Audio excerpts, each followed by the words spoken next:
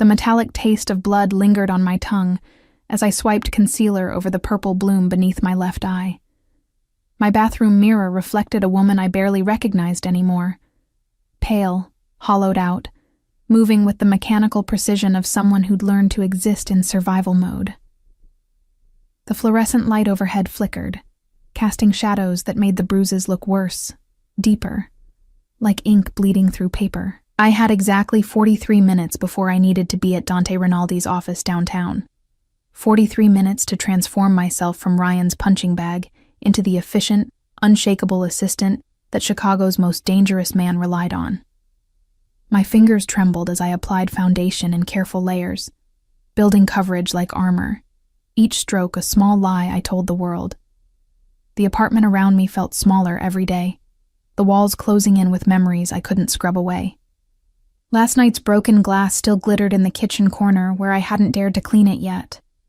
Ryan had thrown his bourbon tumbler when I'd asked him to lower his voice. The neighbors had started complaining. The request had been reasonable. His response had not been. I dabbed powder over my cheekbone where his ring had split the skin. The cut was small, but angry, refusing to be hidden completely no matter how much makeup I piled on.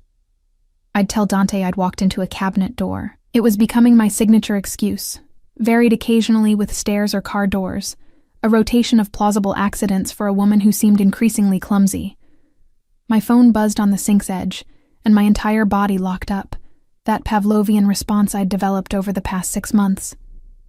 But it wasn't Ryan. It was my alarm reminding me to leave in 15 minutes. I exhaled slowly, forcing my shoulders down from where they'd hunched up near my ears. The September morning was crisp as I stepped outside, the Chicago air carrying hints of the autumn to come. My heels clicked against the sidewalk in a rhythm I'd perfected, confident, purposeful, nothing like the shuffle I did around my own apartment when Ryan was home. I was good at this, the transformation. I'd had 3 years of practice being Dante's right hand, and I wasn't about to lose the one stable thing in my life because I'd made the catastrophic mistake of dating a man who wore his badge like permission to own me. The train ride downtown was packed with morning commuters, all of us pressed together in forced intimacy, everyone carefully avoiding eye contact. I kept my face angled toward the window, watching the city blur past, my reflection ghosting over the industrial landscape. Nobody looked at me too closely. Nobody ever did. In a city like Chicago, you learned early to mind your own business, especially if you valued your continued health. Dante's building rose 53 stories above Michigan Avenue, all glass and steel, and the kind of money that didn't need to announce itself. The legitimate businesses operated on the lower 40 floors. Real estate development, import-export companies, consulting firms that actually consulted on things. The top 13 floors belonged to Dante's private empire, the machinery that ran the city's shadows. I'd been 24 when I'd answered his job posting, desperate and qualified enough to risk working for a man whose name made grown men cross themselves. 3 years later, I knew more about the inner workings of organized crime than any civilian should, and I'd kept every secret, managed every crisis, organized every clandestine meeting with the kind of discretion that had made me invaluable. The elevator rose smoothly, my stomach dropping as we climbed. I checked my reflection in the polished steel doors. The makeup held. My navy blazer covered the fingerprint bruises on my upper arms. My expression showed nothing but professional composure. I could do this. I always did.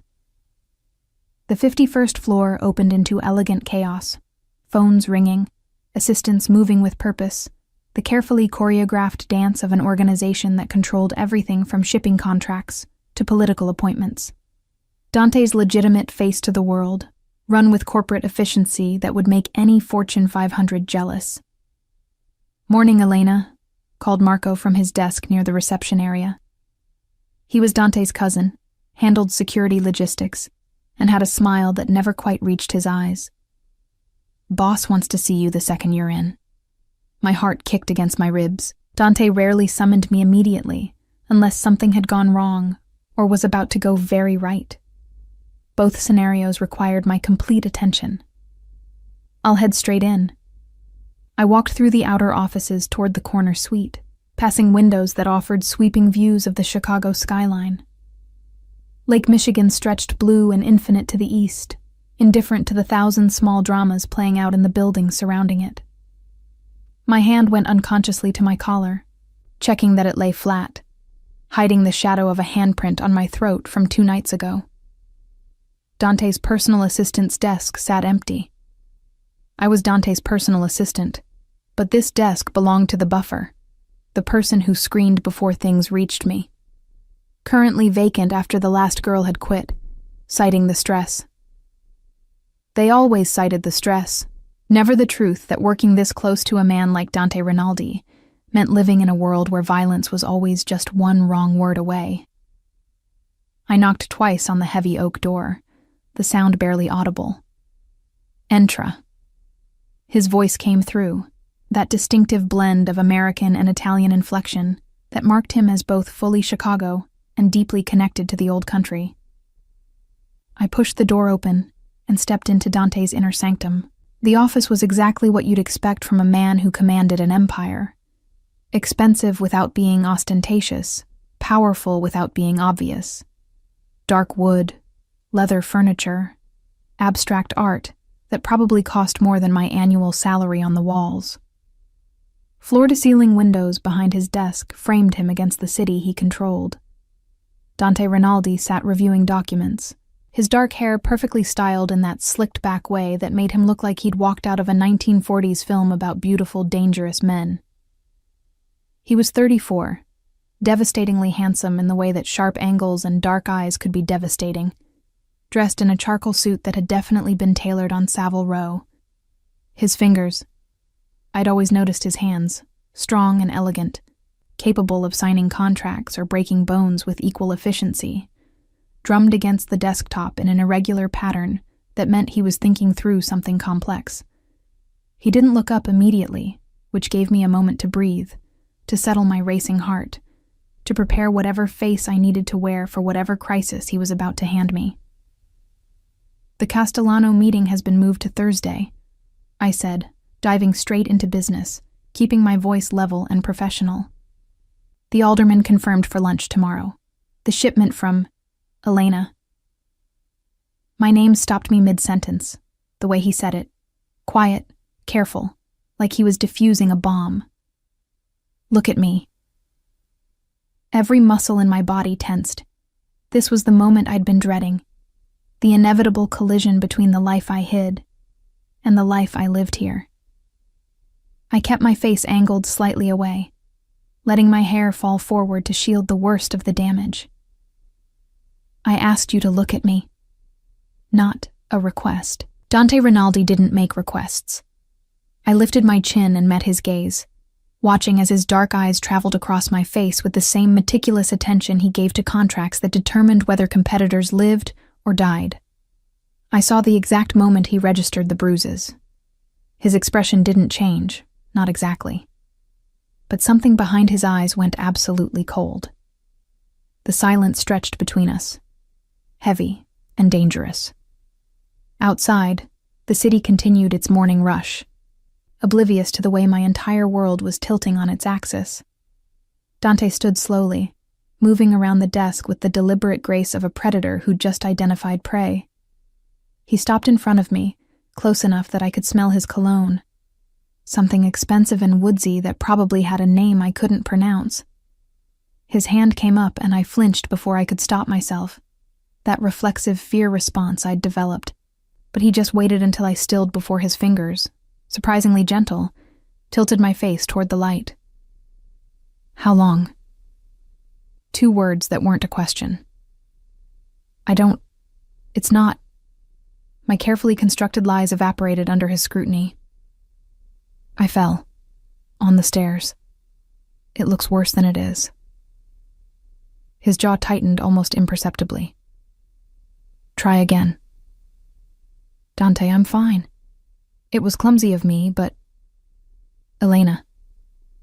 He said my name like he was testing its weight, like he was deciding something. His thumb brushed carefully along my cheekbone, just below where the worst bruise darkened my skin. I have known you for 3 years. You don't fall. You don't stumble. You move through this office like you were born to navigate chaos, and suddenly you're showing up looking like someone used you as a punching bag. My breath caught. He was too close, seeing too much, his attention a spotlight I couldn't escape. "Tell me it was him," Dante said, his voice dropping to something quiet and absolutely lethal, "and I'll end it today." The promise hung in the air between us, and I knew with complete certainty that he meant it. Dante Rinaldi didn't make idle threats.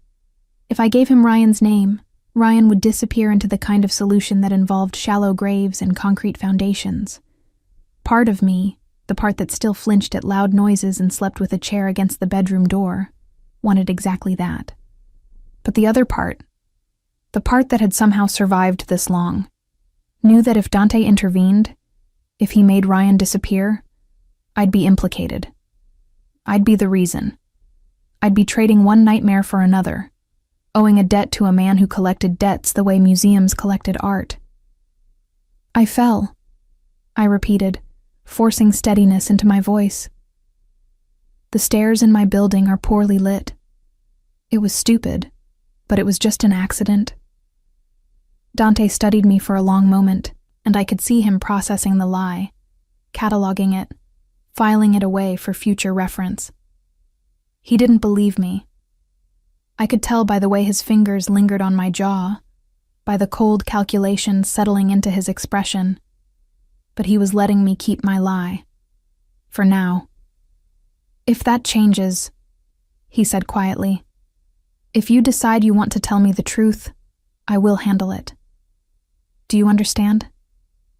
I nodded, not trusting my voice.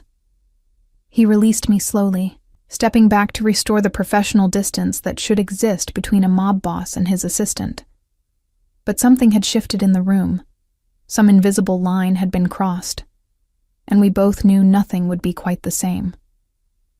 "The Castellano meeting," he said, returning to business as if the last 5 minutes hadn't happened.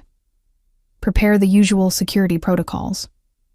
I nodded again, grateful for the return to familiar territory, to the work that had always been my refuge. As I turned to leave, his voice stopped me. "Elena." I looked back. "If he touches you again, I won't need your permission to end it." The door closed behind me, and I stood in the empty anteroom, my legs suddenly unsteady, my carefully maintained composure cracking at the edges. Dante knew. Maybe not everything. Maybe not the full horror show that was my relationship with Ryan, but enough. And worse, he cared. In whatever capacity a man like Dante Rinaldi could care about someone, he cared. And that terrified me more than anything Ryan had ever done. The rest of that morning passed in a blur of emails and phone calls, my fingers flying across the keyboard with the kind of practiced efficiency that came from 3 years of managing Dante's impossible schedule. But my mind kept circling back to those moments in his office, to the way his thumb had traced my bruised cheekbone with unexpected gentleness, to the promise, or threat, that hung in his words. I couldn't afford for Dante to get involved. Ryan was a decorated police officer with connections throughout the Chicago PD, friends in high places who looked the other way when he drank too much at cop bars and bragged about keeping his woman in line. If Dante moved against him, it wouldn't be subtle. It wouldn't be clean. And I'd be caught in the crossfire of a war between organized crime and law enforcement that nobody could win. My phone vibrated against the desk. A text from Ryan. "Finally awake. Where'd you run off to?" My stomach clenched. I'd left before he woke up, taking advantage of the vodka-induced unconsciousness that usually followed his explosive nights. I typed back quickly. "At work. We'll be late tonight. Big project." The response came immediately. "You're always fucking late. We need to talk when you get home." I stared at the screen, my pulse hammering. "We need to talk" was Ryan's code for an interrogation that would inevitably end with accusations, with his hands on me, with me apologizing for things I hadn't done just to make him stop. I deleted his messages. I always deleted his messages, as if erasing the evidence could erase the reality, and turned back to my computer. Elena. Marco appeared in my doorway, his expression unreadable. Boss wants you in the conference room. Now. I grabbed my tablet and followed him down the hall, my heels silent on the plush carpet. The conference room occupied the corner of the building. All glass walls that had been frosted for privacy. Inside, Dante stood with 3 men I recognized, his most trusted captains, the ones who handled the operations that required absolute discretion. They all looked up as I entered, and I felt their assessment like a physical touch. These were men who'd built their careers on reading people, on identifying weakness and exploiting it. I kept my spine straight, my expression neutral, channeling every ounce of professional composure I possessed. "Gentlemen," Dante said smoothly, "this is Elena Vitale, my personal assistant. Anything you say in front of me can be said in front of her. She's more familiar with my operations than most of you, and considerably more trustworthy." It was a compliment and a warning wrapped together. Trust her, but remember she answers only to me. The men nodded their acknowledgement, and we settled into the meeting that would consume the next 2 hours. Details about shipments, negotiations with rival families, strategic alliances that required careful orchestration. I took notes, flagged action items, reminded Dante of scheduling conflicts, all while hyper-aware of his attention tracking me at random intervals. He was watching. Not obviously. Not in a way the others would notice, but I felt it every time his gaze landed on me and lingered a second too long, cataloging details. The way I held my pen. The slight stiffness in my left shoulder where Ryan had grabbed me hard enough to leave marks. The careful way I tilted my head to keep my hair falling forward over the worst of the bruising. When the meeting finally ended and the men filed out, Dante gestured for me to stay. The door clicked shut behind the last captain, and we were alone in the glass room overlooking the city. "You're favoring your left side," he observed, pouring himself 2 fingers of whiskey from the sidebar. "Did you fall on that side too?" I met his gaze evenly. "I'm fine." "That's the second time today you've told me you're fine." He took a slow sip of his drink. "I'm starting to recognize it as your tell." "My tell?" "The thing you say when you're lying." He set the glass down with precise care. "Everyone has one. Yours is I'm fine." Heat crept up my neck. 3 years of working for this man, and he'd been reading me the whole time, cataloging my patterns, learning my tells. It shouldn't have surprised me. Dante Rinaldi didn't become the most powerful man in Chicago by missing details. "You're right," I said, choosing my words carefully. "I'm not fine. I'm tired. I'm stressed.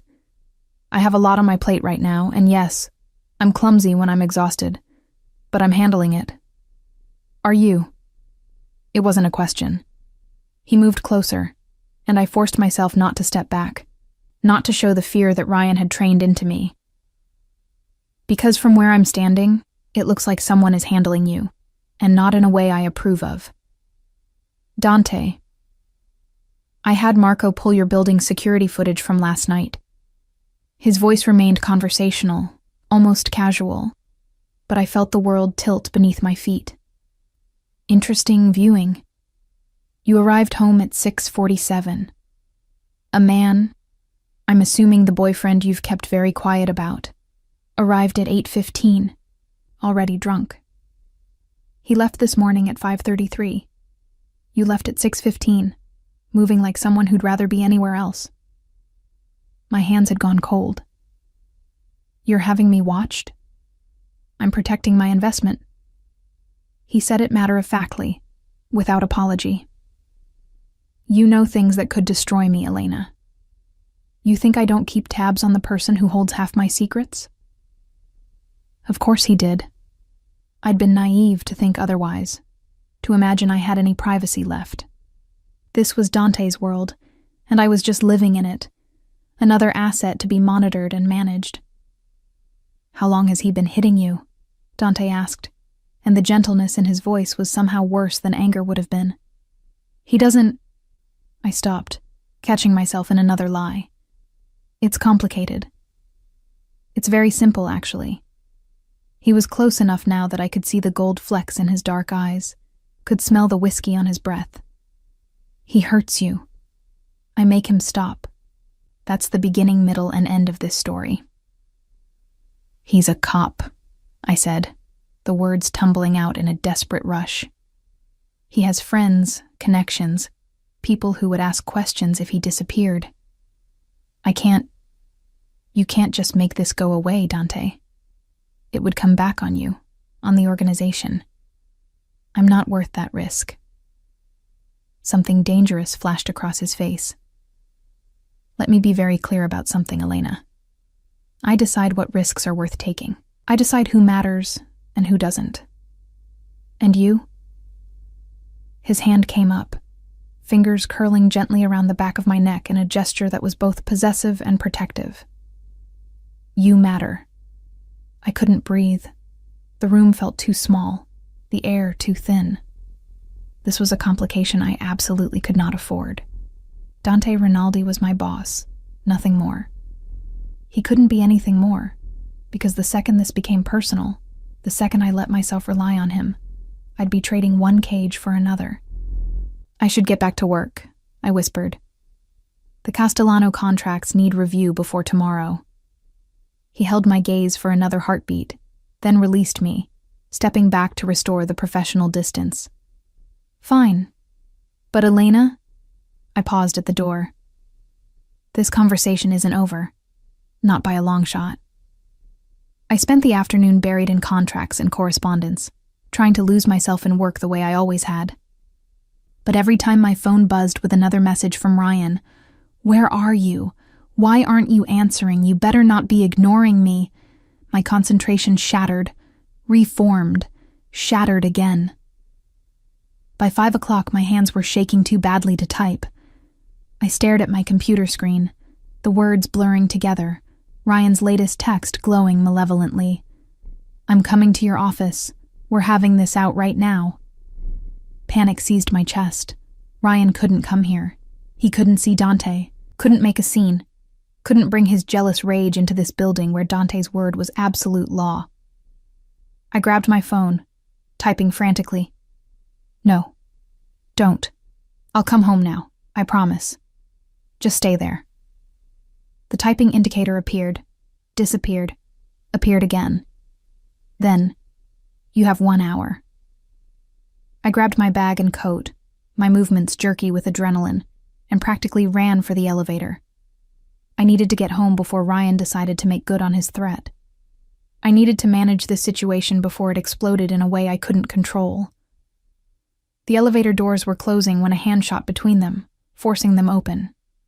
Dante stepped inside, his expression unreadable, and pressed the button for the parking garage. "I'll drive you," he said. "That's not necessary." It wasn't a question, Elena. The doors closed, sealing us in the small space. "Where does he think you're going?" "Home. He wants to talk." "Talk." Dante repeated the word like it tasted bitter. "Is that what we're calling it now?" I didn't answer. Couldn't answer. The elevator descended in silence, my pulse thundering in my ears, the familiar dread settling into my bones. This was my life now, managing Ryan's moods, calculating his anger, trying to stay one step ahead of his fists.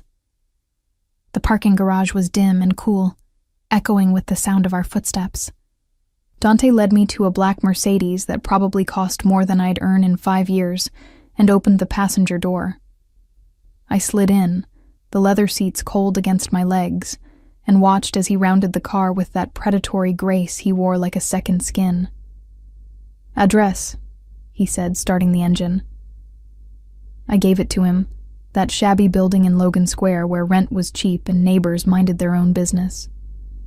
Dante said nothing as he navigated through downtown traffic, but I felt his attention like a physical presence, cataloging every nervous gesture, every shallow breath. We were 10 minutes from my building when my phone rang. Ryan, of course. I stared at the screen, my thumb hovering over the decline button. "Answer it," Dante said quietly. "Put it on speaker." "Dante, no. Answer. It." My hand trembling, I accepted the call and tapped the speaker button. Ryan's voice filled the car, slurred and furious. "Where the fuck are you? You said an hour. It's been 45 minutes and you're not here." "I'm coming," I said, keeping my voice carefully neutral. "Traffic is bad. I'll be there in 15 minutes. "You're lying. You're always fucking lying." Something crashed in the background, glass breaking, maybe furniture. "You know what? Don't bother. I'm coming to you. I'm gonna drag you out of that fancy office by your hair and show everyone what a lying bitch you really are." The call ended abruptly, and the silence that followed was deafening. I couldn't look at Dante. Couldn't face whatever expression would be on his face. This was my shame, my failure, laid bare for the one person whose respect I desperately needed to keep. "Change of plans," Dante said, his voice utterly calm. He made a sharp turn, heading away from my building. "You're coming home with me." "What? No, I can't." "You can and you will." He pulled out his own phone, pressing a contact with one hand while keeping the other steady on the wheel. "Marco, I need a team at Elena's building.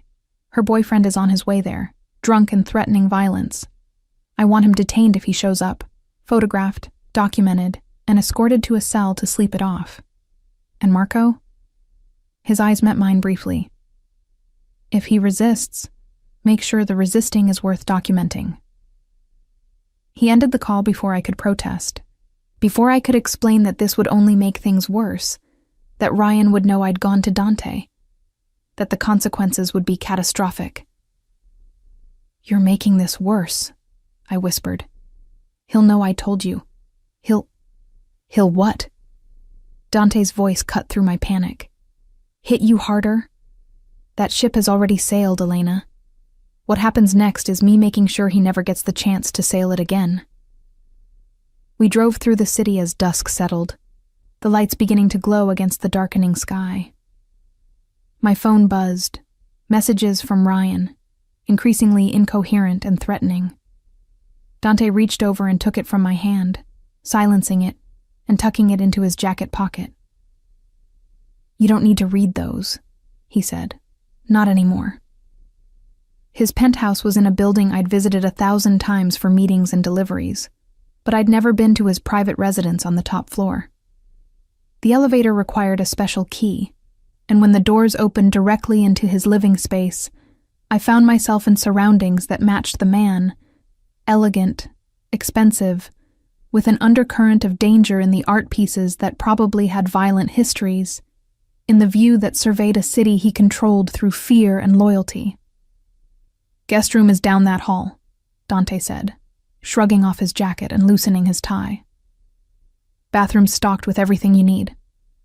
I'll have clothes brought up that actually fit you." I stood frozen in his foyer, clutching my bag like a shield. "I can't stay here." "You can't go home." He poured himself another whiskey and settled onto the leather sofa facing the windows. "Not tonight.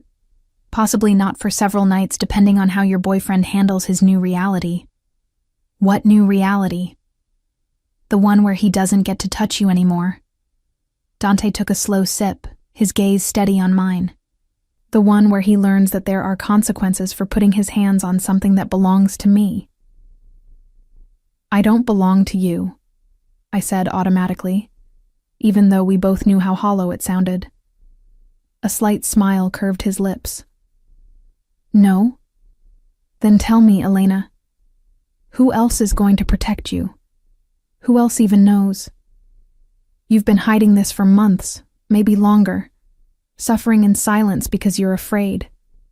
Afraid of losing your job. Afraid of looking weak. Afraid that someone might actually give a damn what happens to you." His words cut too close to truth, exposing the raw fear I'd wrapped in lies and long sleeves. I had been alone in this, completely alone, because admitting what Ryan had become would mean admitting I'd made a catastrophic mistake in judgment. "Go get comfortable," Dante said, his voice gentling. "We'll figure out the rest tomorrow. Tonight you're safe. That's all that matters." I walked down the hall on unsteady legs, found the guest room, which was larger and more luxurious than my entire apartment, and finally let myself cry.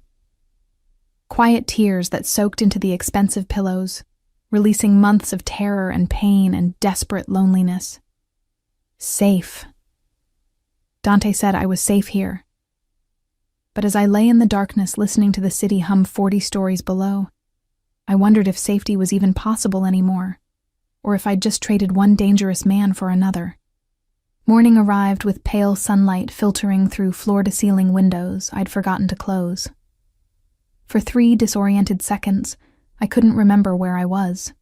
The bed too soft, the room too large, the silence too complete.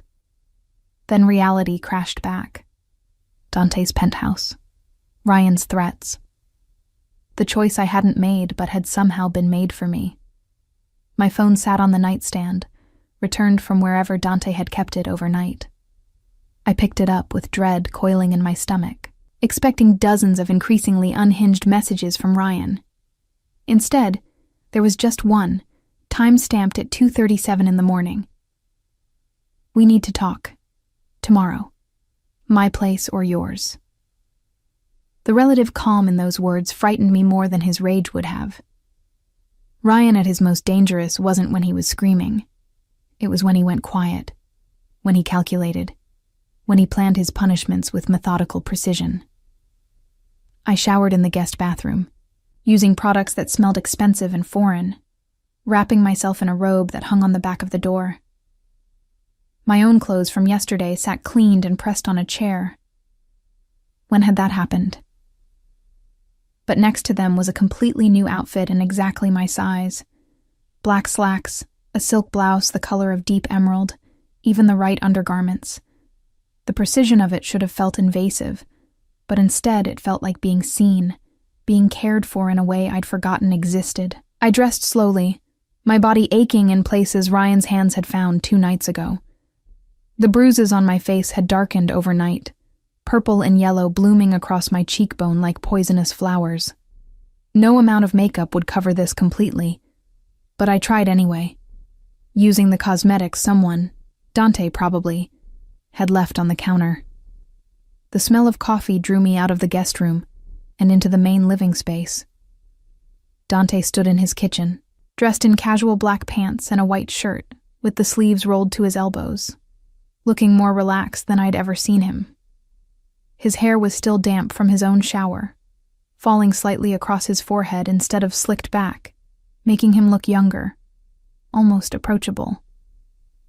"Coffee," he said, pushing a cup across the marble countertop toward me. "Made it strong. Figured you'd need it." I wrapped my hands around the cup, letting the heat seep into my palms. "Thank you. For last night. For this." I gestured vaguely at the clothes, the safety, the intervention I hadn't asked for but desperately needed. "Don't thank me yet." He leaned against the counter, his own coffee forgotten. "We need to talk about what happens next." I know what happens next. I go home. I talk to Ryan. I figure out how to end this without it destroying everything else in my life. The words came automatically, the script I'd been rehearsing for months. No, the single word cut through my rehearsed plan like a blade. What happens next is you stay here while I handle Ryan Collins. Permanently. My stomach dropped. Handle how? However necessary. His expression remained neutral, but I'd worked for him long enough to recognize the cold calculation behind it. I have people looking into his background right now. His financial situation, his connections, his extracurricular activities that might not look good on a police officer's record, By the end of today, I'll have enough leverage to bury him 6 ways to Sunday. Dante, you can't. I absolutely can. He set his cup down with deliberate care. And I will. The only question is whether you work with me or against me on this, Elena. I stared at him. This beautiful, dangerous man who'd decided to appoint himself my protector without asking if I wanted protecting. Why do you care? I'm your assistant. This isn't your problem. Something shifted in his expression, a crack in the controlled facade. You stopped being just my assistant about 2 years ago, Elena. Probably longer, if I'm being honest. You think I don't notice how you take care of things before I even know they need handling? How you stay late making sure everything runs smoothly?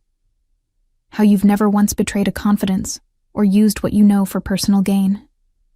He moved closer, and I found myself backed against the counter. You're loyal, brilliant, and completely wasted on that piece of shit who thinks he can own you. So yes, this is my problem, because you're mine to protect. I'm not yours, I said, but the protest sounded weak even to my own ears. Then whose are you? His hand came up, fingers tracing the line of my jaw with impossible gentleness. His? That drunk, violent cop who uses you as a punching bag? Because from where I'm standing, he's done a pretty shit job of taking care of what's his. I couldn't breathe, couldn't think. The space between us had charged with something dangerous and electric, crossing lines that should never be crossed between a boss and his employee. But we'd already crossed so many lines, him tracking my movements, learning my tells, inserting himself into my personal catastrophe, that one more hardly seemed to matter. Tell me about him, Dante said, stepping back to give me room to breathe. Tell me how it started. I wrapped my arms around myself, a protective gesture I'd developed. I met Ryan at a coffee shop 10 months ago. He was in uniform, charming, respectful. He asked me out and I said yes, because he seemed safe. Stable. A cop, for God's sake. How dangerous could a cop be? Very, Dante said quietly. Badge gives them immunity most criminals would kill for. The first few months were good, normal. He was attentive, interested in my life, protective in a way that felt caring. I laughed bitterly. I should have seen it earlier, the way that protectiveness turned into control. Questions about where I'd been, who I'd talked to, going through my phone when he thought I was asleep, getting angry if I mentioned male colleagues or took too long to respond to his texts. When did he first hit you? The memory rose like bile in my throat. 4 months ago. I'd worked late. There was a crisis with the Castellano deal, remember? You needed me to stay and coordinate with the lawyers. I forgot to text Ryan that I'd be late, and when I finally got home at midnight, he was drunk and furious. He accused me of cheating, of using work as an excuse to see other men. I tried to explain, but he grabbed my wrist, twisted it until I heard something pop. I touched my left wrist unconsciously, remembering the pain, the shock, the dawning horror of what he'd become. He cried afterward, said he was sorry, that it would never happen again. I believed him. But it did happen again. Not a question. 2 weeks later, then a week after that. Then it was every few days, sometimes for reasons I couldn't predict. Wrong dinner, wrong tone of voice, looking at him wrong. My voice cracked. I kept thinking if I could just figure out the pattern, if I could just be better, he'd stop. But there is no pattern, is there? There's just his anger and my body and the fact that nobody knows because I'm too ashamed to tell them. Dante was silent for a long moment, his jaw working. When he finally spoke, his voice was soft and absolutely lethal. I'm going to destroy him, Elena. Not just ruin him, destroy him. And you're going to let me, because he doesn't deserve mercy, and you deserve justice. It's not that simple. It's exactly that simple. He pulled out his phone, tapped the screen a few times, then turned it to face me. Security footage from my building's entrance, time-stamped from last night. Ryan stumbling up to the door at 9:43, pounding on it, screaming my name loud enough that the timestamp barely captured the audio. Then Dante's men appearing, calmly restraining him, Ryan throwing wild punches that didn't connect, finally being subdued and escorted to a waiting vehicle. He spent last night in a private holding facility, Dante said. Sobering up, being documented, having every threat and slur he screamed recorded for posterity. My lawyers are already drafting a restraining order that will have teeth, the kind that even a cop can't ignore. And that's just the beginning. I watched the footage loop, watched Ryan's rage and impotence, and felt something inside me shift. For 10 months, I'd been managing his violence alone, absorbing his anger, making myself smaller and quieter in the hopes of surviving. But Dante was offering something different. Not just protection, but retribution. What do you want from me in return? I asked, because men like Dante Rinaldi didn't give without expecting payment. I want you to stop hiding. He took the phone back, his dark eyes intense on mine. I want you to trust me enough to let me handle this. And I want you to stay here, in my home, where I can make sure you're safe while I dismantle that piece of shit's entire existence. I can't just move in with you. What would people think? Your organization, they'd think you're under my protection, which you are. They'd think crossing you means crossing me, which it does. And they'd be absolutely right. He moved closer again, that predatory grace making my pulse race. Unless you're worried about something else, about what being under my protection might mean. Heat flooded my face. I work for you, Dante. We can't what? His hand slid into my hair, tilting my face up to his. Can't acknowledge that something's been building between us for 2 years? That every time you walk into my office, I have to remind myself you're off limits? That seeing you hurt makes me want to burn down the world? You're my boss, I whispered, even as my body betrayed me, swaying toward him. I'm a lot of things, Elena. Your boss, your protector, a man who's wanted you for longer than he's willing to admit. His thumb traced my lower lip. The question is, what are you? Confused, scared, in way over my head. But I didn't pull away, couldn't pull away, because Dante was offering me something Ryan had stolen, the choice to be wanted rather than owned, to be protected rather than controlled, to matter to someone who had the power to actually keep me safe. His lips brushed mine, tentative, asking permission. I closed the distance, kissing him back with all the desperation and need I'd kept locked away for months. It wasn't gentle, couldn't be gentle with everything raw and bleeding between us. But it was honest. He kissed me like I mattered, like I was worth protecting, like I was more than the sum of my bruises. When we finally broke apart, both breathing hard, he rested his forehead against mine. Stay, he said simply. Let me fix this. Let me fix you. I'm not broken, I said automatically. No. His hands framed my face, careful of the bruises. You're bent, bruised, hurt, but not broken, and I'm going to make sure you never are. My phone buzzed on the counter. Ryan, probably, wondering why I hadn't responded to his message. Dante picked it up, read the screen, and his expression went cold. He's asking if you're coming home today. Wants to talk things through. Dante's voice dripped with contempt. What do you want me to tell him? I thought about it. About going back to that apartment. About sitting across from Ryan while he fed me apologies and promises. About the inevitable moment when his hands would find me again. About the cycle I'd been trapped in. The fear that had become my constant companion. The slow erosion of everything I'd once been. Tell him I'm not coming home, I said. the words feeling like liberation and terror combined. "Tell him it's over. Tell him." I stopped, gathering courage. "Tell him I'm exactly where I belong." Dante smiled, fierce and proud, and typed out a message I couldn't see. When he hit send, he powered the phone down completely and set it aside. "He'll escalate," I warned. "He won't just let this go." "I know." Dante pulled me against his chest, his arms solid and safe around me.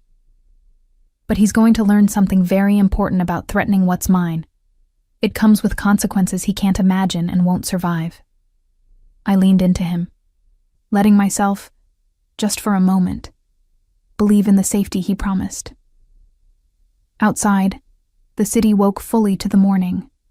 9 million people going about their lives, unaware that mine had just fundamentally shifted. I'd walked into Dante's penthouse as a woman fleeing violence.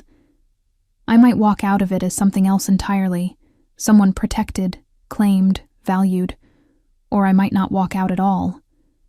Might stay exactly here, in the eye of this particular storm, and let Dante Rinaldi reshape my world in his image. The thought should have terrified me. Instead, it felt like the first real breath I'd taken in months. The next 3 days existed in a strange suspension of reality.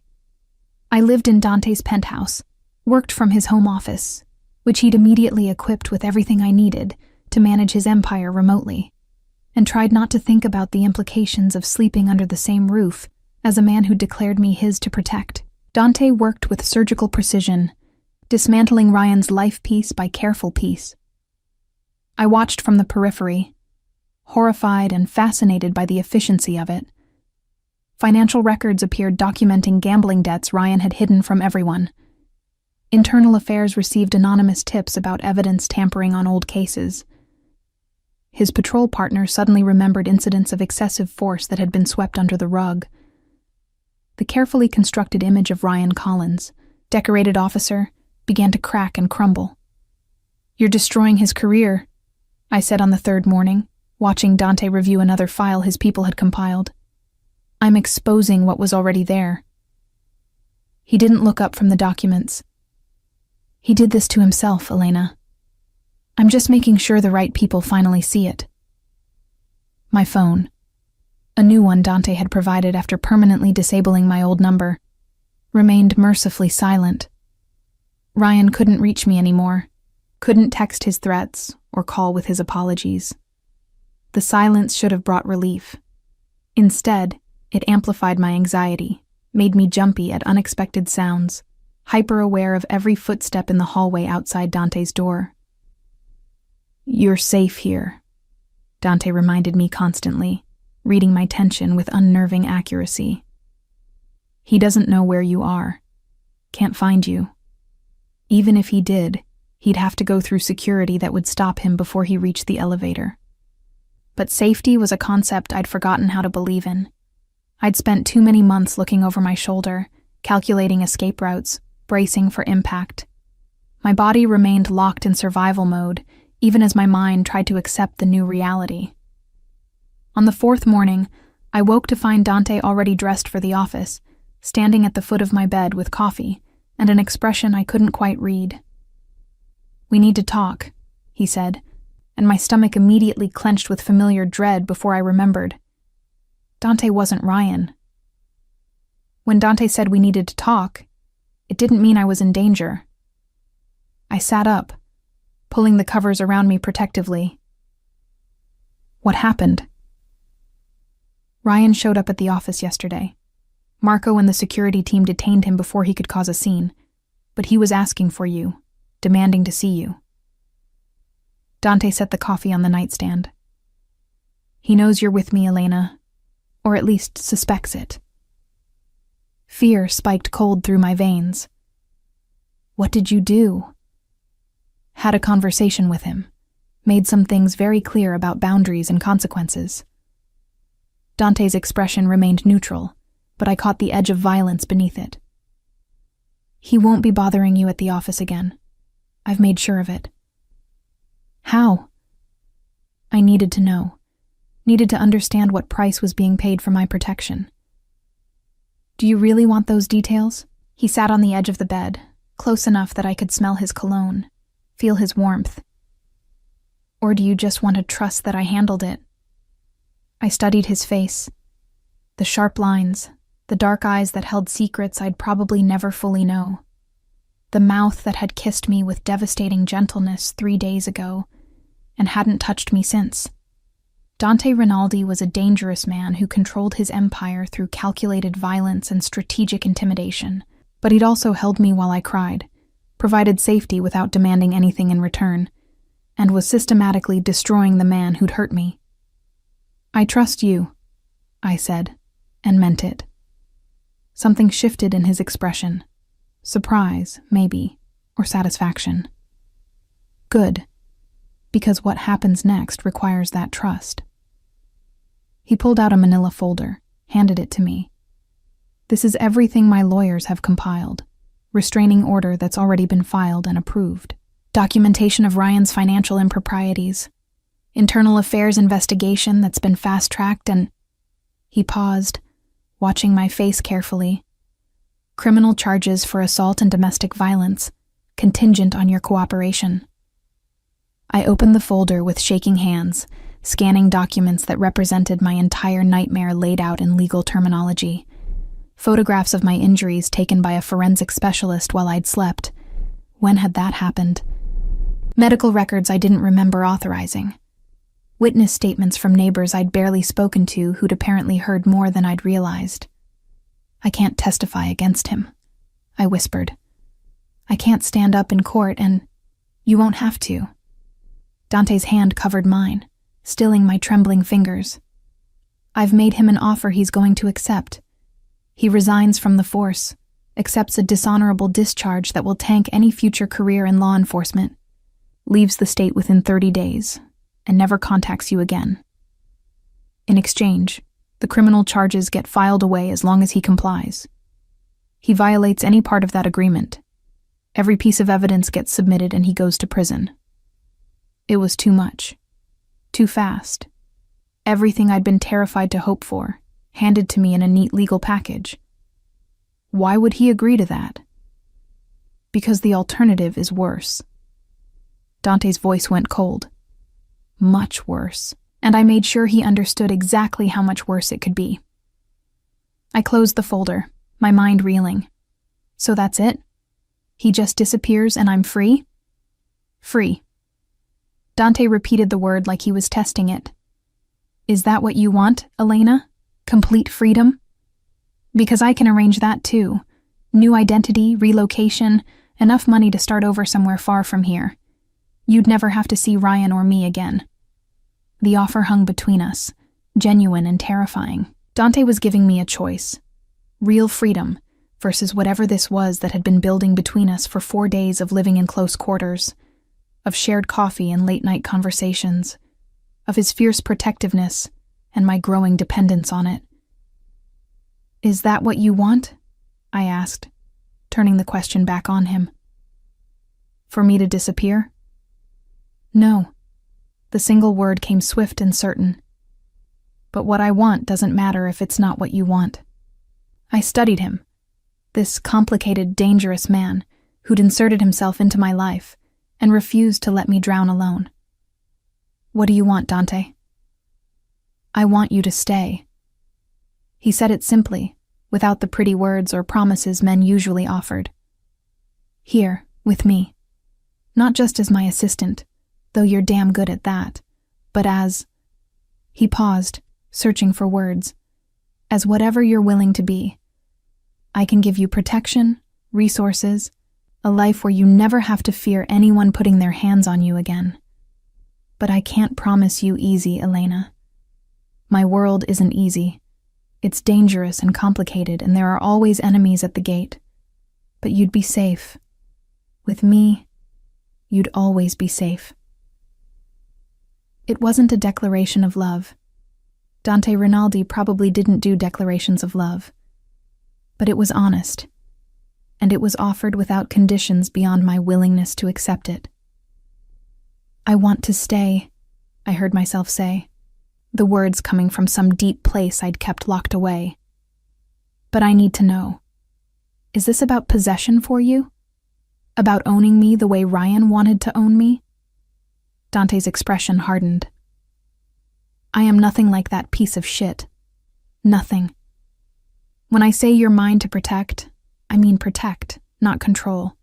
You want to work? Work. Want your own space? I'll buy you a place. Want to leave?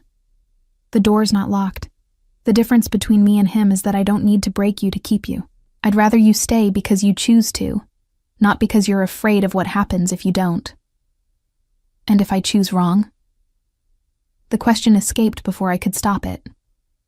If I stay, and this becomes another nightmare I can't escape? He leaned forward, his hands framing my face with that careful gentleness that undid me every time. Then you leave, and I let you, no matter how much it costs me. That's the promise, Elena. You'll always have a choice with me. Always. I believed him. Maybe I was a fool for believing him, for trusting a man whose business was built on violence and intimidation. But in 4 days, Dante had shown me more respect and genuine care than Ryan had in 10 months. He'd seen me at my absolute worst, bruised, terrified, broken down, and instead of exploiting that vulnerability, he'd protected it. Okay, I whispered. I'll stay. His smile was fierce and triumphant, and then he was kissing me again, deeper this time, more certain. His hands slid into my hair, careful of the fading bruises, and I kissed him back with all the desperation and hope tangled together in my chest. This was dangerous, falling for a man like Dante Rinaldi. But staying with Ryan would have killed me, and being alone terrified me almost as much. At least with Dante, I'd chosen the danger. At least with him, I knew what I was getting into. When we broke apart, both breathing hard, he pressed his forehead to mine. I need to go to the office today. Important meeting I can't reschedule. Come with me. I haven't been back since... I stopped, swallowing hard. Since the morning I'd walked in with bruises, Ryan had left, and Dante had seen through all my lies. I know, but you can't hide forever, and people need to see that you're under my protection now. Send a message to anyone who might think about using you to get to me. His thumb traced my cheekbone. Plus, I work better when you're there. You organize the chaos in ways nobody else can. The normalcy of it, returning to work, to the routine that had been my refuge, called to something in me. I'd spent 4 days in this penthouse sanctuary, but I couldn't hide here forever. Eventually, I'd have to face the world again, and doing it with Dante beside me felt safer than doing it alone. Okay, I agreed. I'll come with you. Walking into Dante's office building felt like returning to a crime scene. Everything looked the same. The marble lobby, the elevator bank, the familiar faces of security personnel. But I felt fundamentally changed. The last time I'd been here, I'd been a woman hiding bruises and terror beneath professional composure. Now I was. What exactly? Dante's assistant still, yes, but also his... What? Girlfriend seemed too simple. Protected asset too cold. Something in between. Something undefined and dangerous. The elevator ride to the 51st floor felt longer than usual. Dante's presence beside me both comforting and charged with electricity. He'd dressed me that morning in clothes from the new wardrobe that had appeared in the guest room. Tailored black slacks and a silk blouse in deep burgundy that somehow made me look powerful instead of vulnerable. The bruises on my face had faded enough that makeup covered most of them, though I caught myself touching my cheekbone occasionally, checking that the concealer held.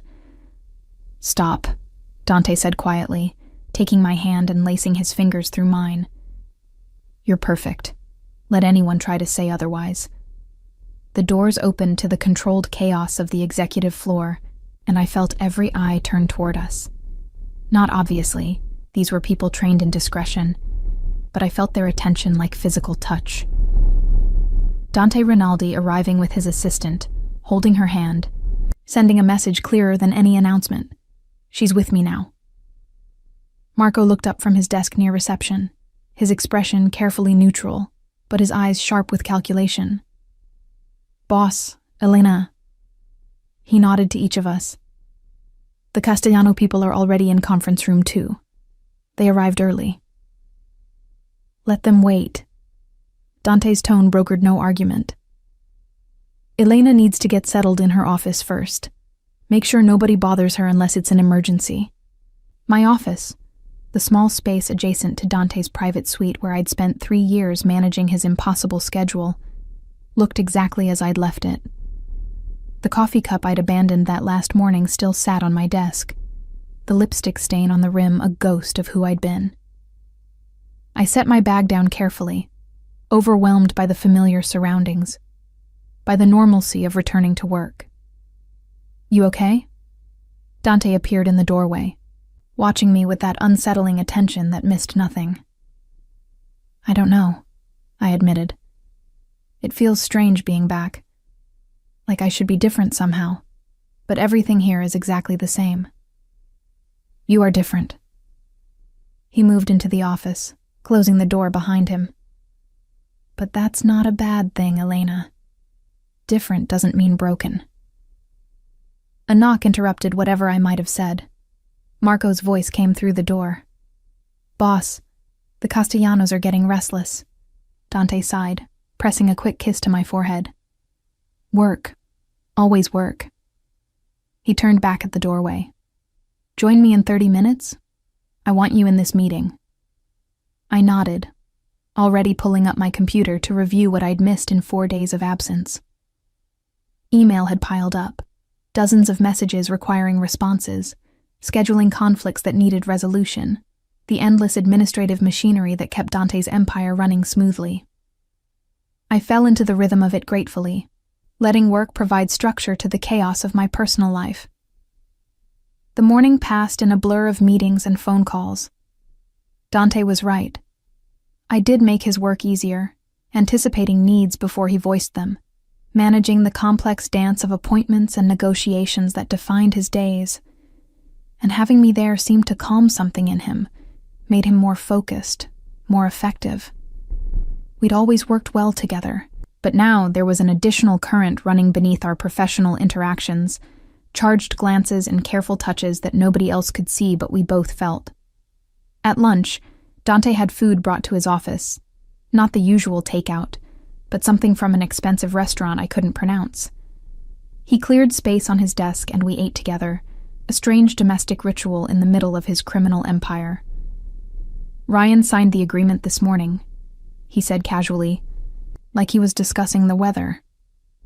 His lawyers reviewed everything. He signed, and he has 28 days to be out of Illinois. The restraining order is in effect immediately.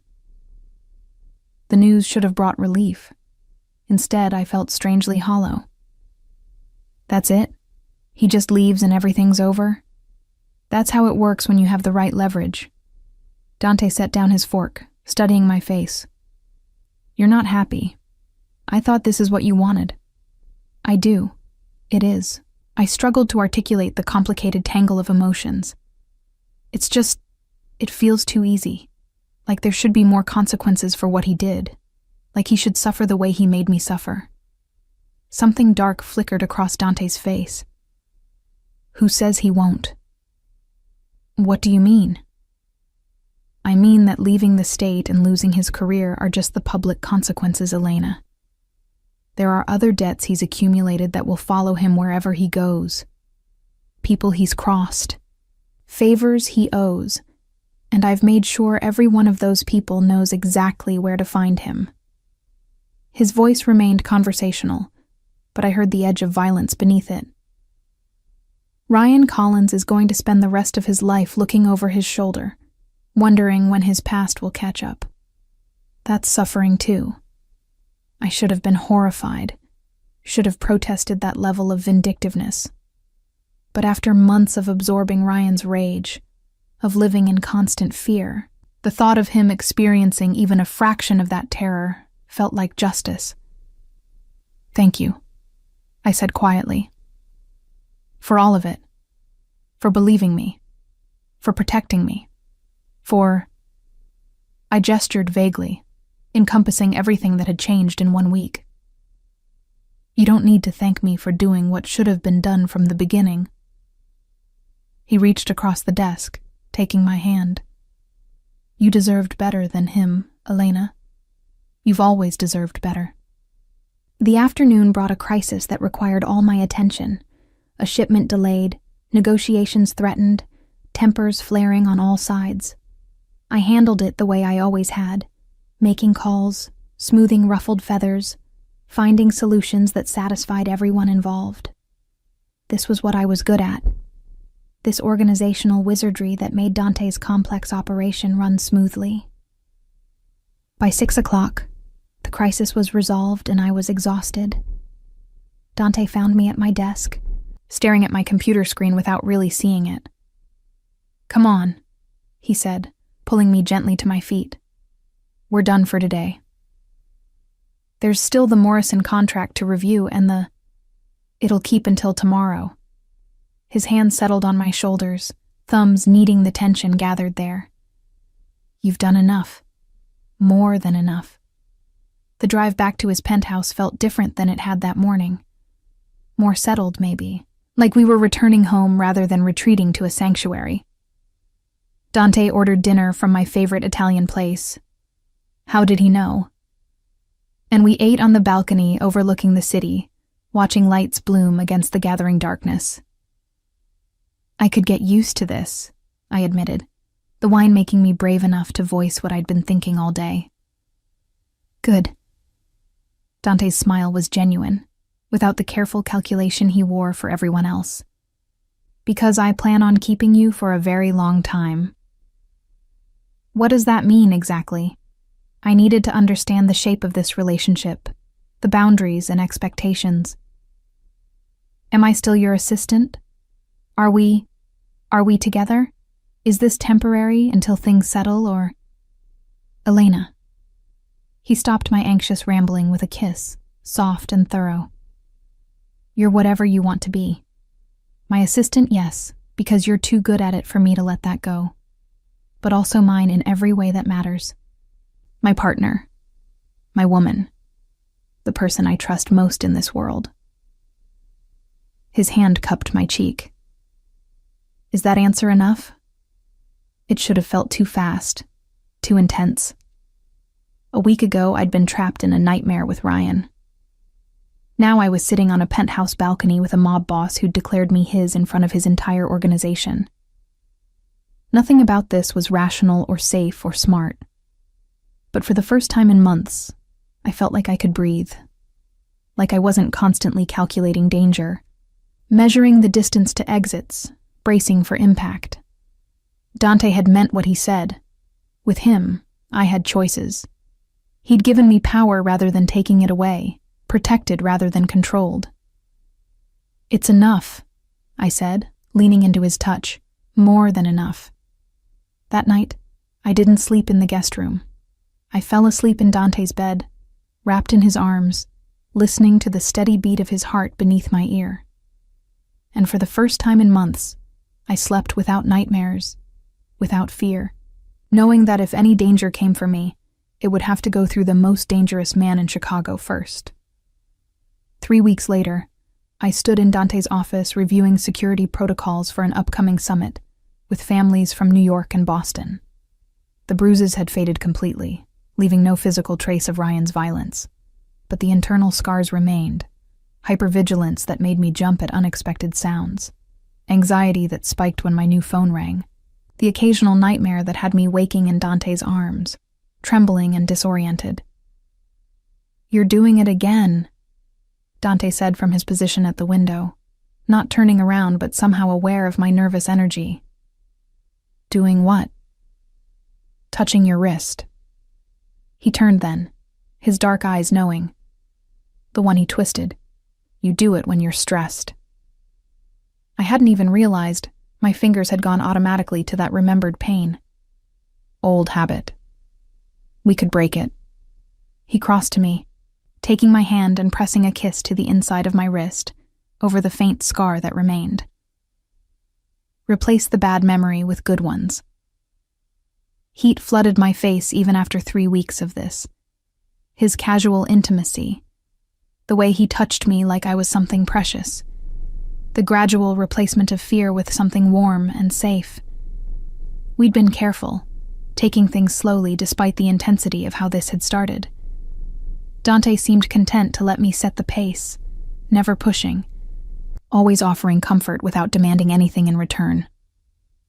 "The New York people arrive at 3, I said, redirecting to safer territory. "Marco has the warehouse secured, and I've arranged for the usual security sweeps. Always working." His hand settled on my waist, pulling me against him. "What would I do without you?" "Probably descend into total chaos within a week." "Probably." He pressed a kiss to my temple. "Good thing I'm never letting you go." A knock at the door interrupted whatever I might have said. Marco entered, his expression grim. "Boss, we have a situation. Ryan Collins is in the lobby demanding to see Elena." Ice flooded my veins. "What? He can't be here. The restraining order is apparently not enough to keep him away." Dante's expression went cold, dangerous. "How did he get past building security?" "Showed his badge, claimed police business." Marco's jaw tightened. "Our guys are keeping him contained in the lobby, but he's making a scene. Says he won't leave until Elena comes down." "Absolutely not." Dante's voice brooked no argument. "Elena stays here. I'll handle this." "No." The word surprised me as much as it surprised them. "I should be there. He came for me. I should face him." "Elena." "Not alone," I interrupted. "But I can't hide from him forever, Dante. And maybe if he sees me, sees that I'm really done, he'll finally accept it and leave." Dante studied me for a long moment, calculation warring with protectiveness. "Fine, but I'm coming with you, and Marco brings a full security team. He even looks at you wrong, and this ends badly for him." The elevator ride down felt endless, my pulse hammering against my ribs, old fear rising like bile. But Dante's hand at the small of my back steadied me, reminded me that I wasn't alone anymore. Wasn't the same woman who'd absorbed Ryan's rage in terrified silence. The lobby had been cleared of civilians, just Marco's security team forming a loose perimeter around Ryan, who stood in the center looking somehow smaller than I remembered. The alcohol had taken its toll. His face was bloated, his uniform rumpled, his eyes bloodshot and wild. This was the man who'd terrorized me for months, and looking at him now I felt nothing. No fear, no lingering affection. Just a vast emptiness where those emotions used to live. "Elena." He said my name like a prayer or a curse, taking a step toward me before Marco's team shifted, blocking his path. "Finally. I've been trying to reach you for weeks. You changed your number. Your apartment's empty. I had to come here because you left me no choice." "You had a choice," I said, my voice steadier than I expected. "You chose to hit me. Repeatedly. For months. That killed whatever we had, Ryan." I was stressed. The job, the pressure. You know how it is. But I've been sober 3 weeks now. Clean. I'm seeing a therapist. I can change, Elena. I can be better. Just give me another chance. It was the speech I'd wanted to hear months ago. The promises that would have made me stay, despite every warning sign. Now they rang hollow, too little and far too late. "No," I said simply. "I'm done. We're done. You signed the agreement, Ryan. You have 3 days left to be out of Illinois. Stick to that, and we never have to see each other again." His expression twisted, rage breaking through the veneer of contrition. "You're with him, aren't you? That criminal. That mob boss." He spat the words like venom. "You left me for him. Traded up for a man with more money and power." "I left you because you made me afraid to exist in my own home," I corrected. "Because I spent every day calculating how to survive you. Dante had nothing to do with that decision. He just gave me the safety to make it. Safety? Ryan's laugh was bitter. You think you're safe with him? He's a murderer, Elena. A thug in an expensive suit. How long before he turns on you the way I did? How long before you're just another body they find in the river? Dante moved then, stepping between us with lethal grace. Careful, Officer Collins. You're making threats in front of witnesses, violating a restraining order, and generally acting like a man with a death wish. Is that a threat? Ryan's hand moved toward his service weapon, and immediately Marco's entire team had guns drawn, red laser sights dotting Ryan's chest. It's a fact. Dante's voice remained conversational, almost pleasant. You're in my building, harassing my woman, carrying a weapon you're not authorized to draw. The only reason you're still breathing is because Elena asked me to let you walk away. But that consideration only extends so far. Ryan's gaze moved between the weapons trained on him, the cold calculation in Dante's expression, the complete lack of fear in my face. Whatever he'd hoped to accomplish by coming here, he'd failed spectacularly. You'll regret this, he said, directing it at me. Both of you. I have friends, connections. I can make your life hell. You had friends, Dante corrected. Past tense. Funny thing about connections. They evaporate when you become a liability. Your former colleagues want nothing to do with you now. The internal affairs investigation found some very interesting discrepancies in your record. And the Bratva, you remember them, don't you? The Russian organization you tried to play against my family. They're very interested in having a conversation with you about loyalty. Ryan's face went ashen. You set me up. I exposed what was already there. Dante's smile was cold. Every bad decision, every corner you cut, every dirty dollar you took. All I did was make sure the right people knew where to look. The consequences? Those are all yours, Officer Collins. 2 uniformed police officers entered the lobby. Real cops, not Ryan's bought friends. Marco must have called them while we were upstairs. Ryan Collins? One of them asked, though it was clearly pro forma. We need you to come with us. There are some questions about your recent conduct that require official answers. Ryan's expression cycled through rage, fear, and resignation. He looked at me one last time, and I saw the exact moment he accepted defeat. I loved you, he said quietly. That has to count for something. It doesn't, I replied, my voice firm. Love doesn't hit. Love doesn't terrorize. Whatever you felt for me, it wasn't love, and I'm done letting you pretend otherwise. The officers escorted him out, his protest fading as the lobby doors closed behind them. Silence settled over the space, broken only by Marco quietly directing his team to stand down. I realized I was shaking, adrenaline draining away and leaving me hollow. Dante's arms came around me immediately, pulling me against his chest. You did good, he murmured into my hair. So good, Elena. You stood your ground, didn't let him manipulate you. I'm proud of you. The words broke something inside me and I cried. Not from fear or pain, but from relief. It was over. Really. Finally over. Ryan was gone, facing consequences for his actions, and I was still standing, stronger than I'd been, braver than I'd thought possible. Take her upstairs, Dante instructed Marco quietly. Cancel my afternoon meetings. I'll join you in a minute. Marco nodded, offering me his arm with unexpected gentleness. Come on, Elena. Let's get you somewhere comfortable. I let him guide me to the elevator, too emotionally exhausted to protest. Behind us, I heard Dante making calls, his voice low and dangerous as he spoke in rapid Italian, ensuring, I suspected, that Ryan's departure from Illinois would be expedited, that every remaining connection he had would be severed, that his new life, wherever he ended up, would be exactly as miserable as he deserved.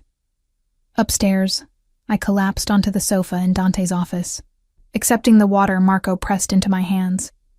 My phone, My new clean phone with its carefully curated contacts sat silent on the desk. No more threatening texts. No more drunken calls.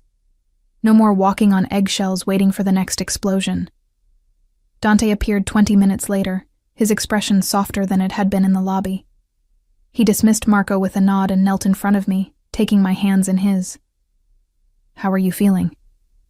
"Free," I said, the word emerging with surprised wonder.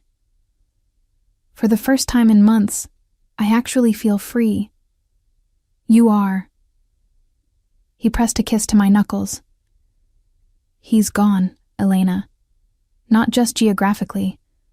I've made sure he has enough problems following him that he won't have time to think about you. And if he does..."